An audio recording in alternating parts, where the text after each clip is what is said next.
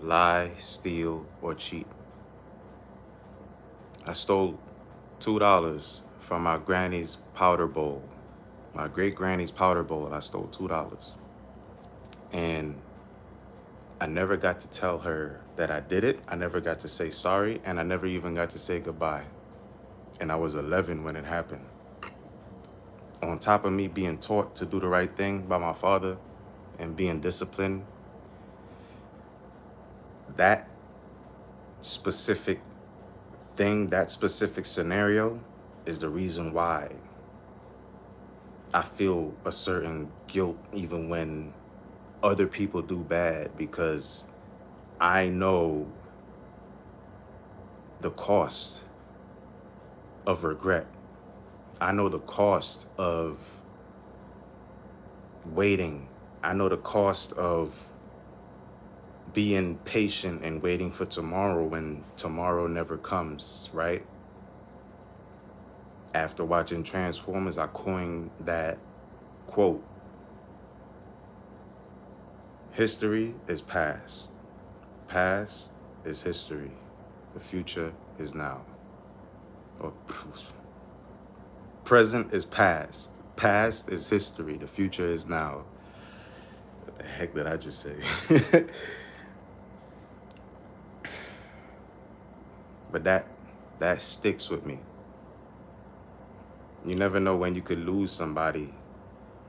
So I take the time to make sure that what I'm doing, it has a positive effect, because all the things that happened in my life,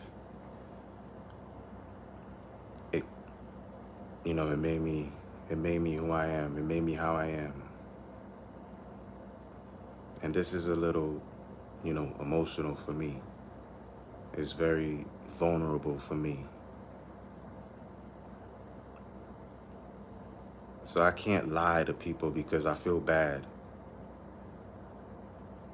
I can't steal from people because I understand great loss that no amount of money can buy. And I can't cheat because I never saw my father cheat. I was never around cheaters. And when I was young, that's when the saying was around: cheaters never win and winners never cheat. And I had a coach on my soccer team, and he was a very strict coach. That's why we never lost, and we were called the trendsetters. He would have us training from when we're not in school. We would be training till it's pitch dark outside sometimes, and then we would have to walk home. We didn't have nobody pick us up. We all had to walk home, and we lived in the same area. What's up? Welcome in. We lived in the same area, so our coach, we all walked home as a team. We walked to the field as a team, and the field was about 30 minutes away. So we took about a 30-minute walk as a team. We trained hard as a team, and we walked home as a team. And the coach made sure each and every child got home before he went home. That's why we never lost. We never had to cheat. I know what the loss. I know what the price of regret is. That's why I be so impatient to tell people to live their dreams now. Because tomorrow is already today. And you don't know how many tomorrows you have with the people that you love.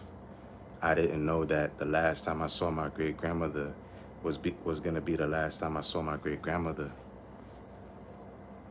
I never got to tell her that I stole those $2 from her powder bowl. I never got to say sorry for it. And it made me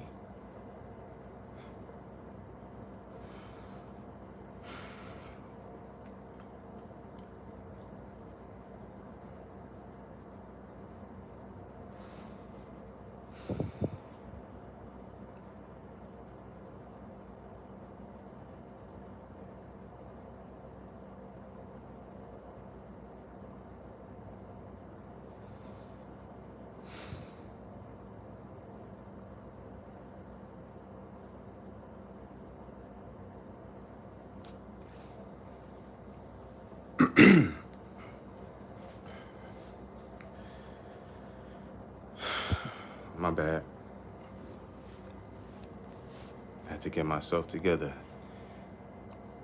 But I understand why people judge and assume, and they come to the conclusion before they even get to know me.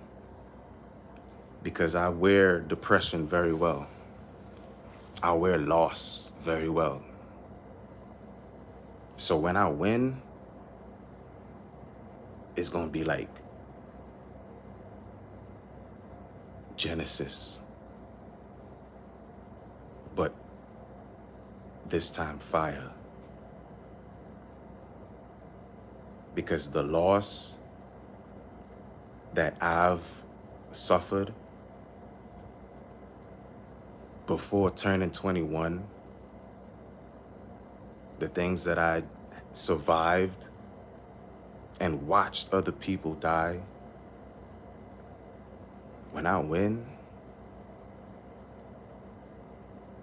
for staying good and not lying and not cheating and not stealing, when I win, it's gonna be like Genesis, but with fire. And I'm a champion everybody that has always been good, never lied, never cheated, never stole, because they understand you could take $2 from your great granny and then she dies and you never get to tell her about it. You never even get to say goodbye. And I felt like, for a while, I felt like that's why she died, because I was bad and it made me believe that I was bad. And I was trying so hard to be good, you know? Like my father even told his friends in the neighborhood if I was doing bad or misbehaving, they got permission to whoop my ass, So even from small, I was always sure to be good, like even when we was riding around, going across the street to the police station and then going to the parking lot and taking those little the little gas caps and putting it on our bikes. That's about it. I vandalized some stuff, like it was a house that was abandoned or nobody lived there or whatever, threw a stone through the window, and then we rode off. We was the ones that was smashing the people's side mirrors in high school when we was riding on bikes on mischief night. I didn't break any laws, but we did break rules, unwritten rules, right? We were misbehaving, we were children. But all the while, even when I was misbehaving, I knew this was bad, that this was something naughty, right? Or something mischievous.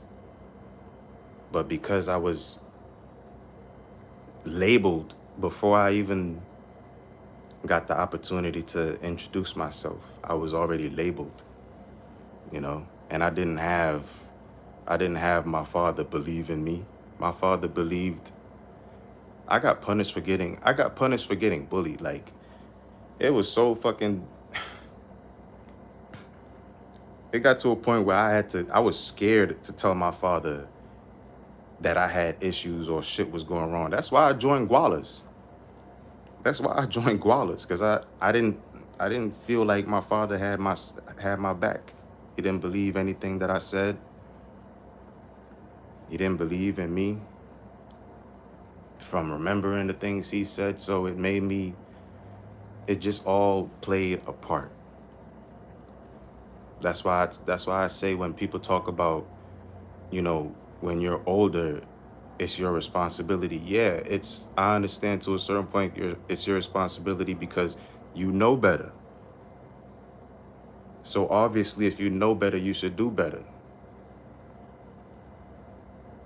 But that's not my issue. My issue is not doing better. My issue is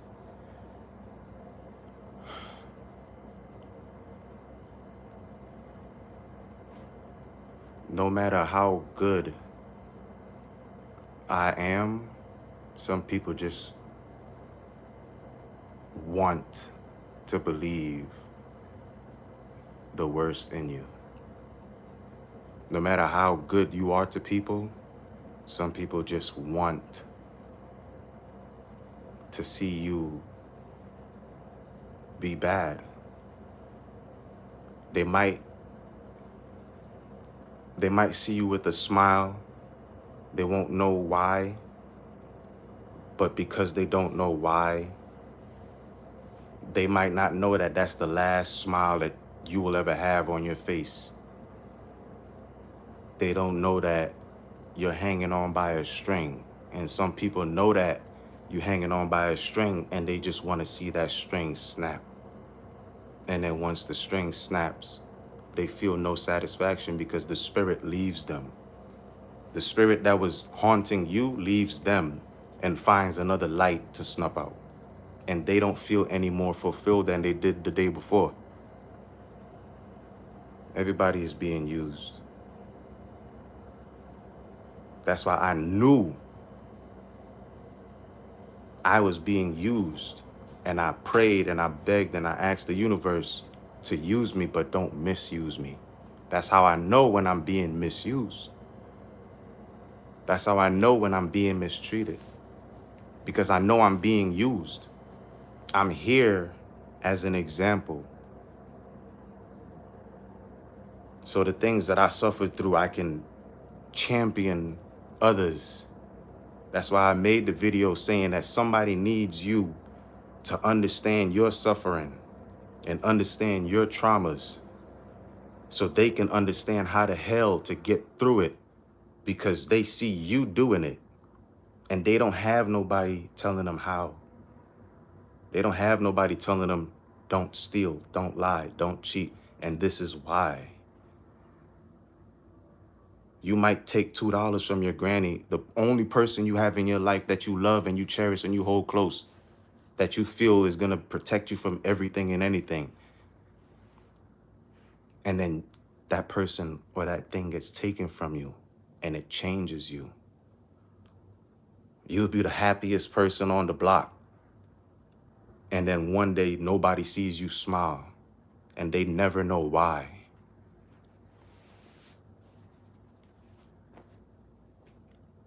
That's why I don't lie, I don't cheat, I don't steal, because it could be the last time that I ever spoke to somebody or I ever encounter somebody, and something could happen and that's gonna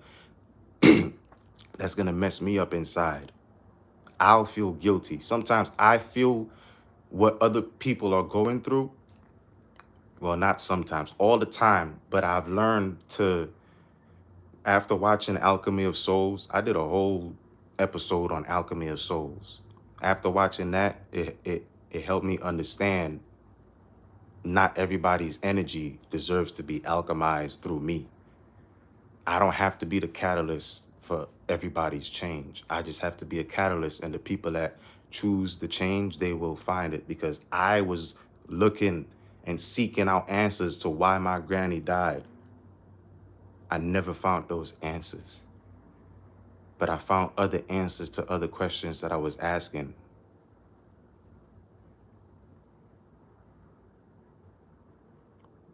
Like, why the fuck am I so depressed all the time? And I found those answers. I tried to talk to my father about a lot of stuff, but I got directed to God. I prayed. Listen,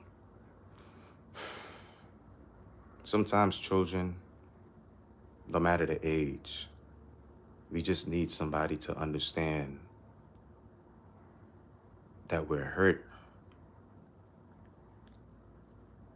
Even if you can't fix it, even if you can't do anything about it, we just need somebody to understand that we're hurt.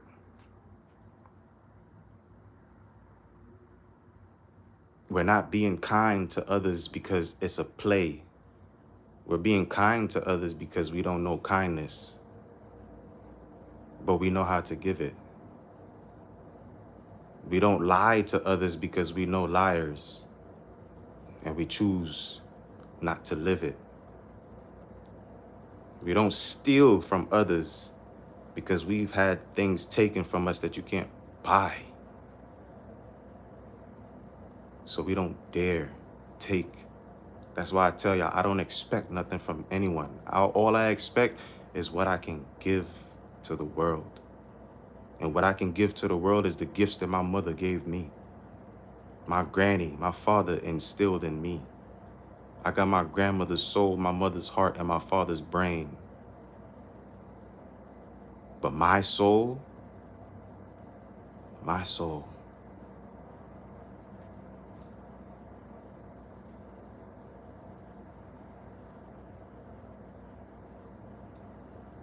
hell yeah, I've been crying. I didn't survive the spelling contest. The verse of the day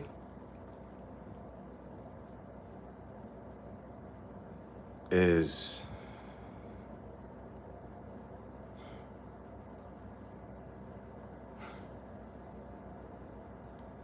I took a chance and it cost me. I showed love and I lost me. And no, I ain't charging nothing to the game. I'm taking back everything that I lost, B, and I'm taking everything else in advance. I don't care what it cost me. I crossed the tracks and I ran to the train and disrupted the car seats. That's the verse of the day. When you cross them tracks, run to the train and disrupt all that shit. Metaphorically, the train could be a system, and you running towards the system instead of away from it. You take a chance, it's gonna cost you. You show love, you could lose you could get heartbroken. You know they say charge it to the game, but don't charge it to anything. Take what you're worth. Show what you're worth. Give what you're worth. And once you give what you're worth, you'll be able to take it. If you give greatness, take greatness. If you give love, take love. If you give life,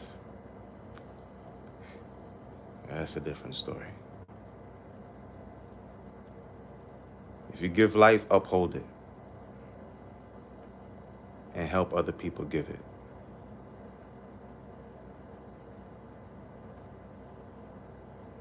Your life is yours. Don't put off for tomorrow what you can get done today, so live it. That's the verse of the day. And I won't ask your forgiveness.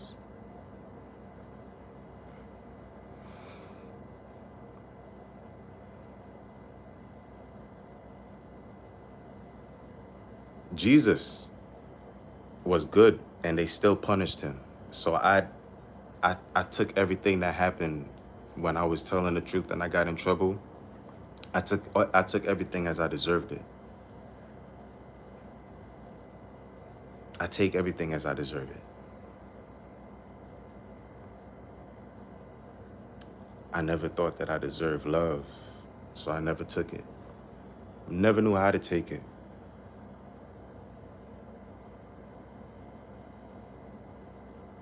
is the part of me that don't like taking nothing. I don't like taking nothing from nobody. And I was also taught by my father, don't take nothing from nobody.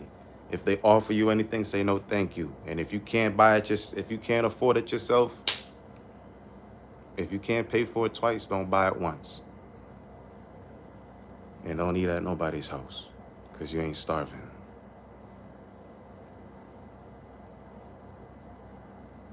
So I never grew up with that thought of taking anything. A lot of people never got taught, don't take anything from anybody. And understanding don't take anything from anybody, it goes so many different levels because you could take demons from people and you don't even know that they're giving them to you.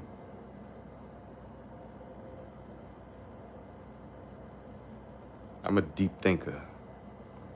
My thoughts is like a fucking scientist experimenting.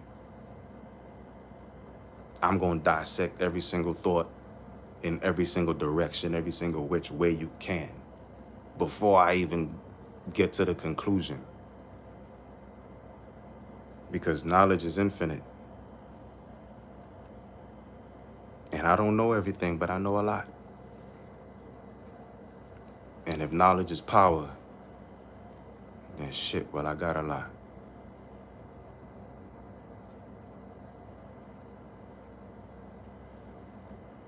That wasn't a bar. I fucked that up. But yeah, them $2 changed my life.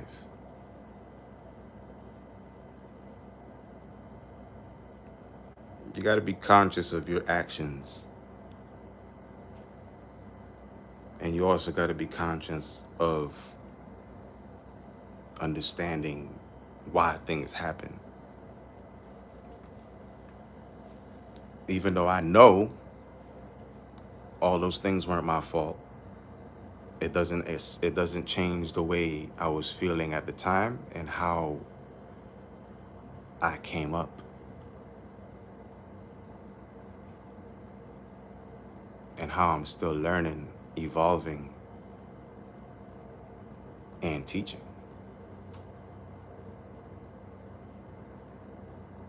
And with all that being said, I'm gonna put this live to bed. Dreadlocks, baby. Lieutenant Seth.